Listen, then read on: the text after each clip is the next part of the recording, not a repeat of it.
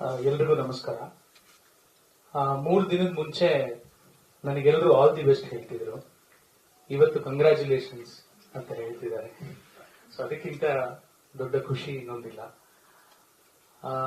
Theatre ಅಲ್ಲಿ ಜನರ ಮಧ್ಯೆ ಕೂತು ಸಿನಿಮಾ ನೋಡುವಾಗ ಆ ಕೇಳಿಸ್ತಾ ಇರೋ ನಗು, ಕೇಳಿಸದೇ ಇರೋ ಮೌನ, ಚಪ್ಪಾಳೆ ಸದ್ದು, ಶೋ ಮುಗಿದ ಮೇಲೆ ಗಂಡು ಹೆಣ್ಣು ಭೇದ ಇಲ್ಲದೆ ಎಲ್ಲರ ಕಣ್ಣಂಚಲ್ಲೂ ನನಗೆ ನೋಡಕ್ ಸಿಗ್ತಿರೋ ನೀರು, ಇದು ನನಗೆ ಸಿಗ್ತಿರೋ ಆರ್ಗ್ಯಾನಿಕ್ ಫೀಡ್ಬ್ಯಾಕ್ ಅಂತ ನಾನು ಪರಿಗಣಿಸಕ್ಕೆ ಇಷ್ಟಪಡ್ತೀನಿ. ಯಾಕಂದ್ರೆ ಬರೀವಾಗ್ಲೇ ನಮಗ್ ಪ್ರಕಾಶ್ ಸರ್ ಹೇಳ್ತಿದ್ರು, ಅಂದ್ರೆ ಜನ ಸ್ಟೋರಿ ಪಾಯಿಂಟ್ಸ್ ಗೆ ರೆಸ್ಪಾಂಡ್ ಮಾಡ್ತಿದ್ದಾರೆ, ಅಂದ್ರೆ ಜೋಕ್ಸ್ಗೆ ಅಥವಾ ಇನ್ಯಾವುದೋ ಹ್ಯೂಮರ್ಗೆ ರೆಸ್ಪಾಂಡ್ ಮಾಡೋದು ಬೇರೆ. ಪ್ಲಾಟ್ ಪಾಯಿಂಟ್ಸ್ ಅಂತ ಇರುತ್ತೆ ಒಂದು ಸ್ಕ್ರೀನ್ ಪ್ಲೇ ಅಥವಾ ಒಂದು ರೈಟಿಂಗ್ ಅಲ್ಲಿ, ಅದಕ್ಕೆ ಜನ ರೆಸ್ಪಾಂಡ್ ಮಾಡ್ತಿದ್ದಾರೆ. That is the real success ಅಂತ.